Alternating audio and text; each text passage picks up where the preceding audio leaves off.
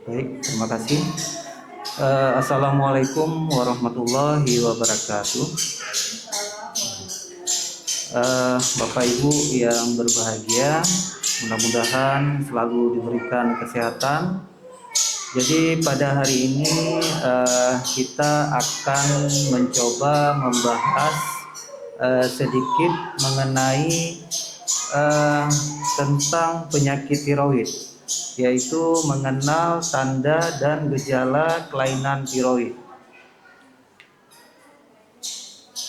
Sebagai pendahuluan, jadi saat ini Indonesia masih menempati posisi kedua di Asia dengan jumlah penderita tiroid terbanyak. Jadi memang ini data lama tahun 2015, namun data baru saat ini belum ada. Jadi ada sebanyak 17 juta masyarakat Indonesia mengalami gangguan tiroid, dan sebenarnya jumlah ini masih bisa meningkat, mengingat masih banyak kasus-kasus tiroid yang saat ini belum terdiagnosa dengan baik. Hal ini menjadi perhatian penting bagi kita semua, ya. Bagaimana caranya kita meningkatkan pengetahuan dan meningkatkan pemahaman masyarakat mengenai tanda dan gejala penyakit tiroid, supaya kita harapkan nantinya pasien-pasien dengan adanya gangguan atau penyakit tiroid ini bisa datang ke rumah sakit sebelum gejalanya menjadi berat. Nah, sebelum kita membahas lebih jauh mengenai apa saja jenis-jenis gangguan tiroid, pertama sekali kita harus kenal terlebih dahulu sebenarnya kelenjar tiroid itu apa. Jadi ini adalah anatomi kelenjar tiroid kita. Jadi kelenjar tiroid ini dia posisinya di leher, yaitu melekat pada trakea, tepatnya kira-kira di bawah jakun, ya. Bentuknya seperti kupu-kupu. Dia terdiri dari dua bagian atau disebut dengan lobus, ya. Ada lobus kiri, kanan dan lobus kiri. Yang di tengahnya ini dihubungkan oleh satu bagian yang dinamakan dengan isthmus. Ini yang di atas ini adalah kelenjar tiroid yang bagian depan atau bagian anterior, dan ini yang di bawah di bagian belakang. Yang di bagian belakang ini ada kelenjar, di sini ada juga kelenjar paratiroid. Jadi sering kalau kita mendengar ada pasien-pasien yang menjalani operasi pengangkatan tiroid secara masif misalnya, atau pada kanker-kanker tiroid, ini kelenjar paratiroid ini juga ikut terangkat. Jadi pasien-pasien yang menjalani operasi pengangkatan tiroid secara total itu biasanya harus mengkonsumsi kalsium, karena kelenjar paratiroid ini dia berfungsi untuk metabolisme kalsium. Nah, sebenarnya apa fungsi kelenjar tiroid? Jadi kelenjar tiroid ini adalah berfungsi untuk menghasilkan hormon tiroid, di mana hormon itu nantinya akan dikeluarkan masuk ke dalam darah dan dibawa ke seluruh tubuh. Nah, dan hormon ini mempunyai fungsi yang sangat vital bagi tubuh kita. Jadi hampir seluruh tubuh kita mulai dari rambut hingga ke ujung kaki itu punya reseptor hormon tiroid. Jadi fungsi utamanya adalah menjalankan metabolisme tubuh. Itu fungsi utamanya. Jadi dia membantu tubuh agar bisa mempergunakan energi dan bisa membuat tubuh kita agar tetap hangat, ya. Jadi kalau hormon tiroid ini terganggu, maka fungsi metabolisme tubuh akan terganggu. Jadi makanan yang kita makan, sumber energi yang kita makan itu tidak bisa di metabolisme oleh tubuh. Jadi organ-organ tubuh tidak bisa bekerja dengan maksimal. Kemudian contohnya di otak, ya. Pada otak itu hormon tiroid itu dia bekerja untuk metabolisme otak. Bila ada gangguan tiroid pada misalnya kekurangan hormon tiroid, itu kita bisa mudah lupa, misalnya kan, lambat dalam berpikir. Kemudian pada otot gitu juga. Jadi kalau kurang hormon tiroid pada otot, bisa apa? Ototnya bisa lemah misalnya. Ada malah sebagian pasien yang tidak mampu berjalan, kayak lumpuh. Kemudian pada jantung dia untuk metabolisme jantung, kalau ada gangguan misalnya kelebihan itu bisa berdebar jantung. Kalau kekurangan bisa jantungnya melambat dan organ-organ lain. Jadi fungsi intinya adalah untuk menjalankan metabolisme daripada sistem tubuh kita. Nah, sebenarnya penyakit tiroid ini apa saja? Jadi gini, penyakit tiroid ini banyak jenisnya dia. Jadi tidak satu macam. Dia banyak jenisnya dan pengobatannya juga akan berbeda sesuai dengan penyebabnya. Jadi berdasarkan fungsi itu kelainan tiroid bisa dibedakan menjadi hiper dan hipo. Kalau hiper atau hipertiroid ini maksudnya organ tiroid menghasilkan hormon tiroid yang terlalu banyak dia. Jadi yang hiper ini terlalu banyak menghasilkan hormon tiroid. Sedangkan yang hipo ini kebalikan dari hiper. Kalau yang hipo dia menghasilkan hormon yang sedikit. Kemudian jenis berdasarkan morfologi atau bentuknya, yaitu nodul tiroid. Jadi nodul tiroid ini dia ada jenis-jenisnya lagi. Ada nodul tiroid yang padat, ya, yang padat. Ada nodul tiroid yang cair, ya, berbentuk seperti kista, atau gabungan keduanya, ada padat, ada cair. Kemudian yang nodul ini juga dia bisa jinak, juga bisa ganas. Nah, jadi intinya penyakit tiroid itu banyak jenisnya dia. Ya. Pengobatannya juga tergantung penyebabnya, tergantung jenisnya, beda-beda pengobatannya. Jadi tidak sama semua obat tiroid.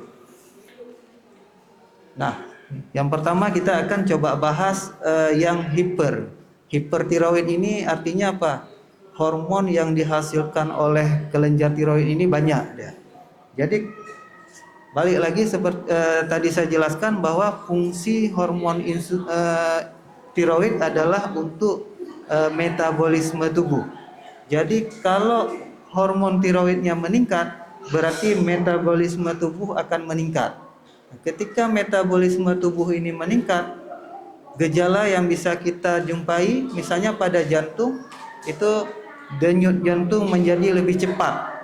Nah, sehingga pasien kebanyakan datang dengan keluhan berdebar misalnya.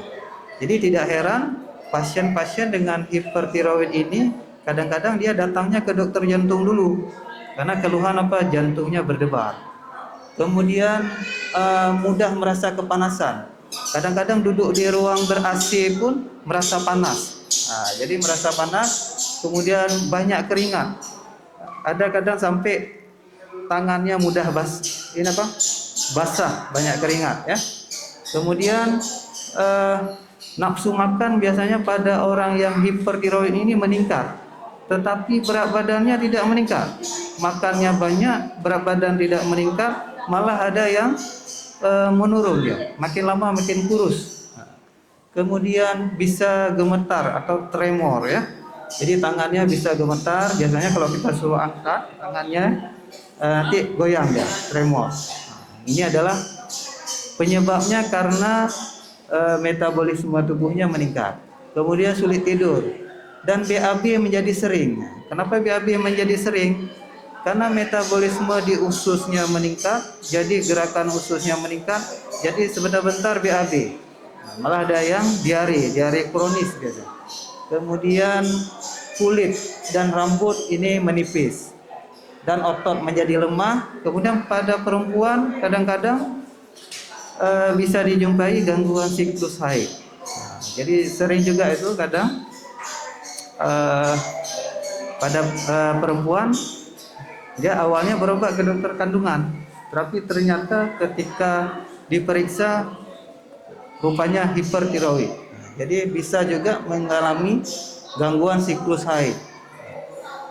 Kemudian mata kadang-kadang terlihat menonjol kayak orang melotot. Nah, jadi yang ini biasanya terjadi pada hipertiroid yang disebabkan karena autoimun, misalnya pada penyakit Graves. Nah, ini gejala yang tadi saya sebutkan ya, berat badan menurun, tidak tahan panas, kemudian denyut jantungnya bisa meningkat, ya terasa berdebar jantung, ya, kemudian mudah diare, ya sering diare, rambut rontok, susah tidur, kemudian cemas, nah ini sering juga. Kecemasan meningkat dan tangan sering basah ya. Tangan sering basah karena banyak keringat. Nah, ini contohnya gangguan pada mata ya, pada penyakit hipertiroid. Ini sering disebabkan karena autoimun atau penyakit yang kita sebut dengan Graves. Jadi matanya ini bukan marah nih Ibu nih ya. Nah, jadi ini matanya membesar, namanya exophthalmos. Nah, jadi kalau kita perhatikan di sini mata yang hitamnya ini dia nampak kelopak matanya ini tidak kena yang hitam nih ya. Nah, nampak ini putih semua di sini. Ya. Nah, ini exophthalmos salah satu tanda Graves. Nah, kuku juga cepat panjang biasanya pada hipertiroid. Nah, ini juga kakinya ya bengkak, ada Graves dermatopati. Ini dari ada kuesioner dari Kemenkes ya. Ini mungkin bisa dipergunakan untuk screening awal misalnya di rumah ya. Ini apabila dijumpai 5 dari gejala ini berarti ada kemungkinan kita menderita hipertiroid. Nah, jadi kalau ada 5 gejala ini harus segera memeriksakan diri ke dokter atau ke rumah sakit untuk dipastikan apakah kita menderita hipertiroid atau tidak. Nah, karena untuk konfirmasinya, untuk memastikannya pasti itu tetap harus kita periksakan laboratorium. Kita cek darah. Nah, penyebabnya apa? Jadi penyebabnya bisa autoimun ya, bisa juga karena obat-obatan. Nah, misalnya pada ini contohnya amiodaron ini sering digunakan pada pasien-pasien dengan gangguan jantung ya. Kemudian konsumsi garam iodium yang berlebih juga bisa meningkatkan hormon tiroid. Kemudian bisa karena ada benjolan di tiroid dan bisa juga karena kanker tiroid. Ya, kalau kita sudah positif menderita hipertiroid ya, pengobatannya modalitas pengobatannya ada 3. Yang pertama dengan obat-obatan, kemudian bisa juga dengan terapi radioaktif, ini terapi nuklir ya, bisa juga dengan pembedahan. Nah, lama pengobatan tergantung penyebabnya, rata-rata sampai 18 bulan. Nah, kemudian selanjutnya hipotiroid. Hipotiroid ini kebalikan dari hipertiroid. Kalau yang hipertiroid tadi hormonnya berlebih, hipertiroid ini hormonnya kurang. Jadi kalau hormonnya kurang, berarti metabolisme tubuhnya menurun. Gejalanya apa? Sering merasa kebalikan dari gejala hipertiroid. Kalau tadi yang hipertiroid dia mudah kepanasan, kalau ini sering mudah kedinginan. Nah, jadi tidak tahan udara dingin. Kemudian sering merasa lelah. lelah, letih ya, kurang bersemangat ya, kurang bertenaga, kemudian sulit konsentrasi, mudah lupa ya, kemudian berat badan makin lama makin meningkat, kemudian mudah depresi, dan BAB tidak lancar ya. Biasanya kalau tadi pada hipertiroid dia mudah sering BAB atau mencret, ini malah kebalikan, bisa konstipasi, kemudian kulitnya menjadi kering. Nah, semua gejala ini disebabkan karena metabolisme kita yang menurun, diakibatkan karena hormon tiroidnya berkurang.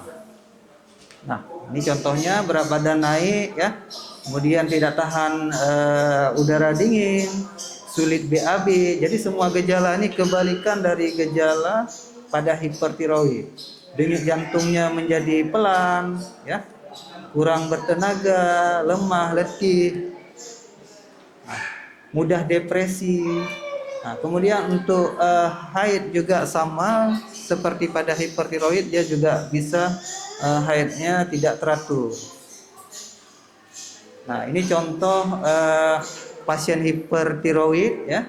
Nah, ini wajahnya bengkak ya. Ini sebelum diterapi. Nah, kemudian yang B ini setelah dilakukan pengobatan.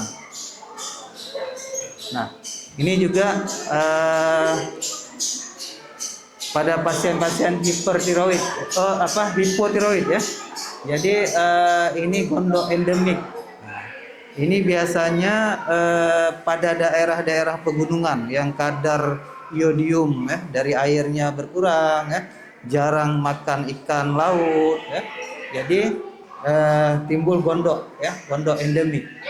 Kemudian hormon tiroid ini juga mempengaruhi tumbuh kembang. Jadi anak-anak, ibu-ibu yang hamil yang menderita hipotiroid ini anak bisa kecil-kecil ya, cebol-cebol.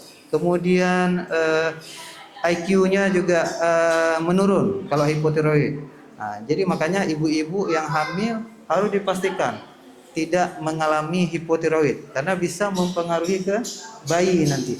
Nah, bayinya jadi ini cebol, kemudian keterbelakangan mental bisa terjadi ya. Nah, ini sama kuesioner yang bisa kita gunakan ya, mandiri di rumah. Jadi ada 5 gejala kita jumpai, maka ada kemungkinan kita menderita hipotiroid. Gejalanya apa? Merasa lelah, ngantuk ya, kemudian sulit konsentrasi, kemudian terasa lambat ya, buang air besar terganggu, kemudian rambutnya dan kulitnya kering, pucat, kemudian merasa kedinginan. Dan ini kalau ada 5 tanda ini harus dikonfirmasi dengan pemeriksaan laboratorium. Jadi dicek laboratorium. Apa yang dicek? Biasanya kita akan cek TSH dan FT4. Nah, ini penyebabnya. Jadi bisa karena kurang asupan iodium ya untuk hipotiroid, bisa juga karena penggunaan obat-obat hipertiroid, kemudian ada riwayat radiasi di leher ya. Biasanya pada pasien-pasien kanker misalnya kan, pasien kanker yang memerlukan radiasi di leher ya. Kemudian ada riwayat pengangkatan tiroid, kemudian peradangan pada tiroid ya atau tiroiditis. Nah, bisa juga karena autoimun. Nah, tadi kalau pada hipertiroid autoimun, dia menyebabkan penyakit Graves. Pada hipotiroid bisa juga disebabkan karena autoimun, yaitu penyakit Hashimoto namanya. Nah, untuk diagnosanya kita periksa TSH dan FT4. Pada hipotiroid TSH-nya ini meningkat, sedangkan FT4 menurun. Tapi pada yang hipertiroid TSH-nya ini menurun, FT4-nya yang meningkat. Nah, ini terapinya nama obatnya levothyroxine. Ini adalah hormon tiroid. Nah, oke, yang selanjutnya jenis lain penyakit tiroid yaitu nodul tiroid. Jadi nodul tiroid ini dia benjolan di tiroid, ya. Benjolan di tiroid ini bisa terasa nyeri, bisa tidak, kemudian bisa ada disertai dengan keluhan hipertiroid, bisa juga tidak ada gejala fungsi, gangguan fungsi maksudnya. Jadi bisa normal fungsi tiroidnya. Kemudian bisa disertai gangguan menelan, atau kalau menekan jalan nafas bisa juga menyebabkan sesak nafas. Nah, jadi benjolan di tiroid ini bisa satu, bisa lebih, ya. Kemudian bisa menghasilkan hormon yang berlebih, bisa juga tidak. Ukurannya juga bisa kecil, banyak atau besar. Kemudian bisa berisi padat atau cair, atau campuran keduanya. Dan yang sangat penting, benjolan ini dia bisa juga jinak, bisa juga ganas. Jadi kalau ada benjolan seperti ini, nanti biasanya kita akan nah ini kalau kita jumpai benjolan di tiroid, ya, ini ada step-stepnya ya, harus kita periksakan. Jadi kadang dokter tidak langsung, jadi pasien kadang-kadang datang dengan benjolan di leher langsung minta USG, misalnya USG leher. Sebenarnya dia ada stepnya. Yang pertama kita harus pastikan dulu fungsi dari tiroidnya terganggu apa enggak. Jadi yang pertama kalau kita cek TSH. Kalau TSH-nya rendah, ya, berarti kita tidak lakukan lagi USG, bisa langsung. Ini berarti kemungkinannya bisa hipertiroid, bisa juga hipertiroid subklinis. Nah, sedangkan bila TSH-nya normal atau meningkat, baru dilakukan USG tiroid. Ya, nanti dari USG tiroid ini bisa diperkirakan ini kira-kira jinak atau ganas. Ya, ada nanti radiologi akan bisa mengidentifikasi, ya. Ada tanda-tandanya dari USG. Apabila ganas, dicurigai ganas, maka selanjutnya dilakukan biopsi, namanya biopsi jarum, ya, atau FNAB. Jadi bila ganas ini tindakannya harus operasi. Jadi kalau ganas itu mutlak harus operasi, harus diangkat tiroidnya. Bila meragukan nanti diulang lagi biasanya. Diulang lagi FNAB, tapi bila jinak itu tidak diberikan terapi apa-apa, cuma di follow up saja. Jadi 3-6 bulan nanti di follow up lagi. Kemudian bila meningkat TSH-nya sama dilakukan USG, bila jinak hanya di follow up saja. Jadi tidak dilakukan terapi apa-apa, kecuali benjolan tiroidnya sangat besar sekali, mengganggu jalan nafas. Nah, itu baru dilakukan tindakan. Jadi yang dioperasi total itu mutlak pada yang kanker atau yang ganas, ya. Oke, mungkin hanya ini sedikit sekilas saja pengenalan mengenai gangguan pada tiroid. Jadi intinya apa? Penyakit tiroid ini banyak jenisnya. Ya, banyak jenisnya. Pengobatannya tergantung daripada jenisnya. Dan tadi sudah kita sampaikan gejala-gejalanya, ada kuesionernya, ya. Apabila ada gejala-gejala curiga ada gangguan tiroid, harus segera ke rumah sakit untuk kita konfirmasi dengan pemeriksaan laboratorium. Mungkin hanya ini saja yang bisa saya sampaikan. Lebih dan kurang saya mohon maaf. Assalamualaikum warahmatullahi wabarakatuh. Waalaikumsalam warahmatullahi wabarakatuh. Terima kasih kita ucapkan kepada Dr. Hendra Wahyudi, spesialis penyakit dalam, yang telah membuka wawasan kita ya Bapak Ibu ya.